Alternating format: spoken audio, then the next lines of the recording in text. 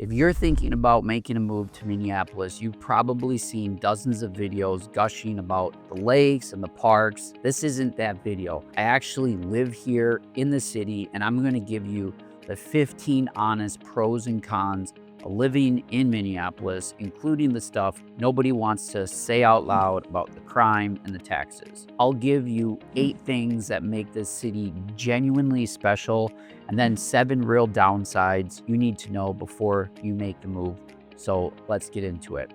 I'm Arne Johansson. I'm a realtor here in Minneapolis. I live here, I work here. I've helped a lot of families figure out exactly where in this city they belong. So if you're weighing a move and you want a straight, no hype conversation about which neighborhood fits your budget and your life, there's a Calendly link in the description. You can book a free 20-minute call with me. There's no pressure or obligation. So all right, let's get right into the pros. Pro number 1, and this is the one I appreciate the most, actually, as someone who lives here and works here. Minneapolis sits right in the heart of the whole metro, and it's the economic engine of the region. This is where the jobs are, more of them and more variety than anywhere else in the Twin Cities. You have Target headquarters is here right downtown, US Bank, Ameriprise, Xcel Energy, Wells Fargo has a massive presence in the city. There's just so many different businesses. If you want to be in the center of an economic powerhouse, then you're going to want to be right in Minneapolis. And it's not just about working for someone else either. If you want to start a business here, this is where the customers are. There are more people, more foot traffic, more demand packed into this city than any other suburb that is in the Twin Cities. If you're ambitious about your career or you own a venture, being in the center of it all is a genuine advantage. All right, number 2 is almost everything is walkable or a short drive. And so that is what I love about Minneapolis, is that you're never going to have to be too far from anything great. You want to go to a park, Pearl Park's right there with a pool and a rec center. You want to go to a lake, you can just go over to 𝐻𝐼𝐻𝐿𝐴 or 𝐿𝐴𝐾𝐬𝐿𝐴. They're just minutes away. You want to go to a game or a concert, you can go to US Bank Stadium, or you can go to First Ave right downtown. You want incredible food?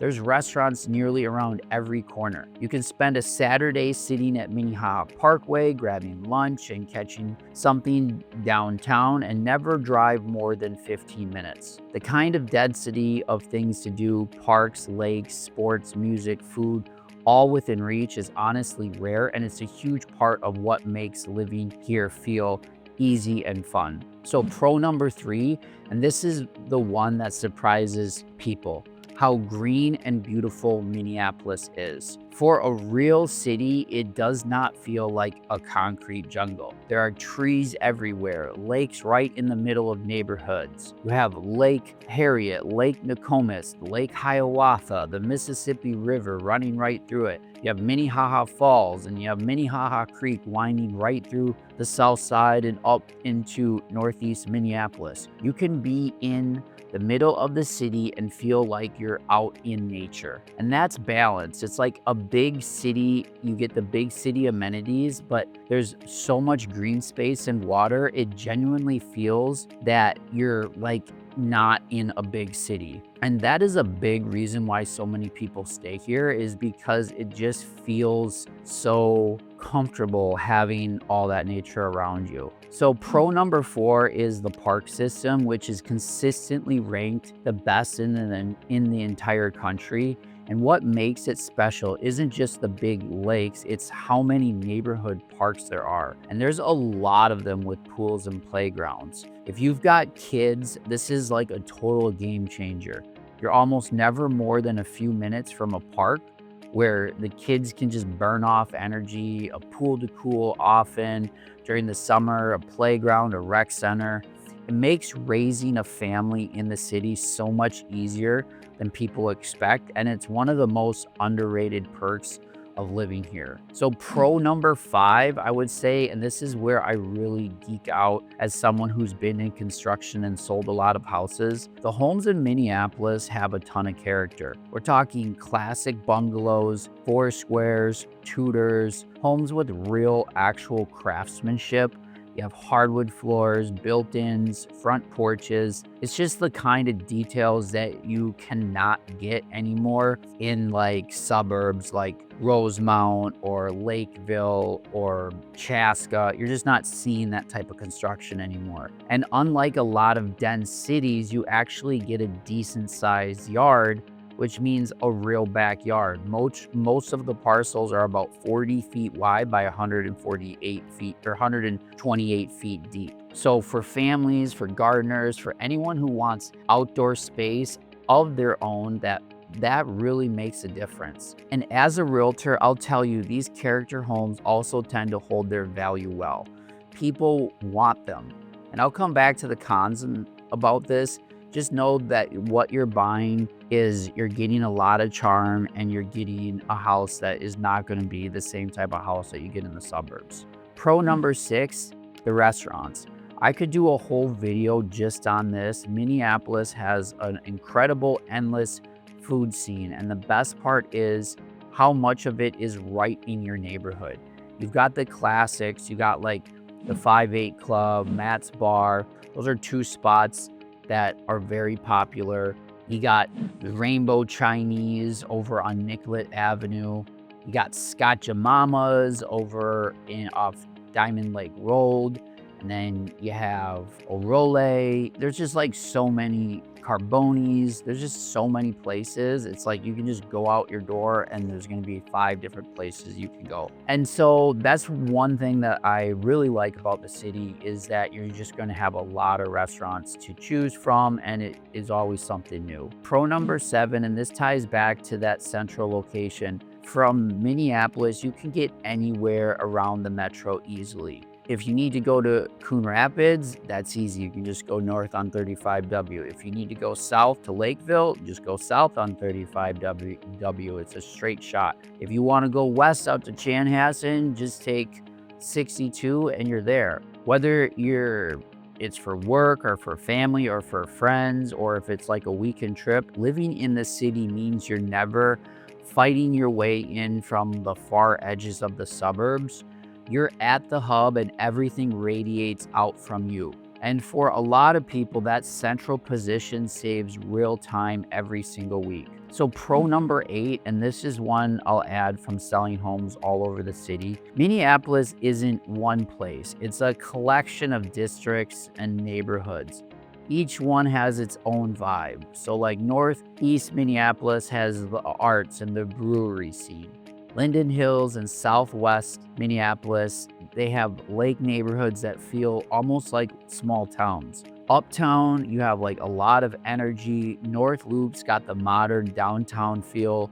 And Nokomis is like a quiet, family-friendly neighborhood. The upside for you is that whoever you are, a young professional, growing family, empty nesters, there's a pocket of this city that fits you perfectly. The trick is knowing which one, and honestly, that's the single most valuable thing I do for people who move here. All right, now the honest part, I'm not going to dodge it. Let's talk about the cons. Cons number 1 is the crime. I'll be straight with you. I've lived here for 25 years, and over the last, I would say, 8 years, the city has gotten more lax on crime, and you can feel it.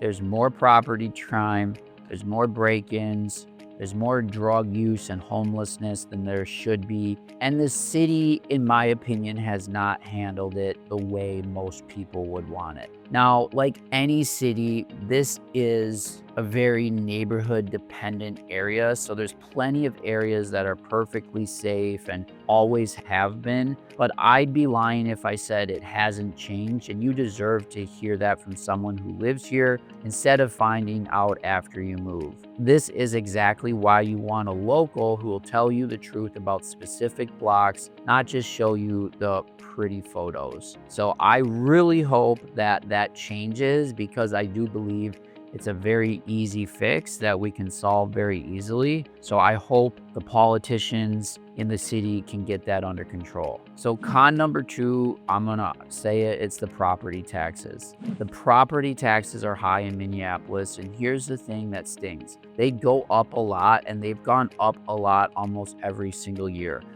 As a homeowner here, you learn to expect that your tax bill is going to creep up, and it adds real money to your monthly cost of owning.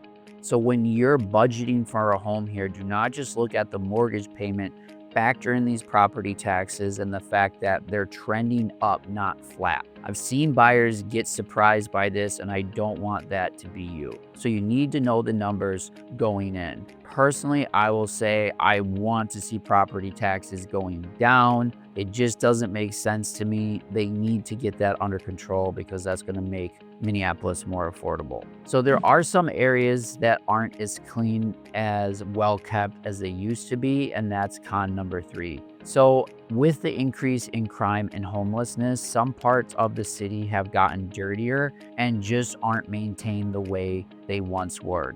It's not everywhere, but there are pockets where you'll notice the city isn't keeping things as clean and as safe and as polished as they used to. It's a real change that longtime residents talk about. Again, it comes down to location, which is the theme you're going to hear from me over and over. In Minneapolis, the specific neighborhood matters more than almost anything. So if you're like on Lake Street, that's going to be different than if you're over in the 𝐻𝐿𝐦𝐞𝐬𝐭𝐚𝐦𝐩𝐬. If you're in North Minneapolis, that's going to be different if you're over in Linden Hills. So con number 4 is winter, and specifically getting around in it.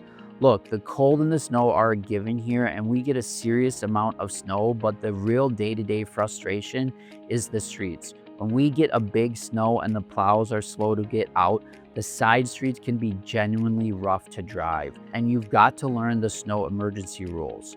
When they declare one, you have to move your car to the right side of the street or you're going to get ticketed and you're going to get towed, which every newcomer learns the hard way once. It's manageable, it's just part of the deal in living here. If you can't stomach winter driving, that's worth being honest with yourself about, because it can get kind of tricky here when we get a lot of snowfall. So con number 5 are the schools. I'll be straight, the schools in Minneapolis, there are some really good ones, but then there are some that aren't so good. So I would say they're inconsistent. Some are great and some are not, and it just really depends on where exactly in the city you live. So if you've got kids or you're planning to, you cannot just pick a house and assume you're gonna love the school situation. You've got to do research and make sure you know the specific schools that are tied to specific addresses. This is another one whereby knowing the city block to block makes a huge difference. And it's a big part of the conversation when you move into Minneapolis. So con number 6, and this is the contractor in me talking, it's the flip side to pro number 5.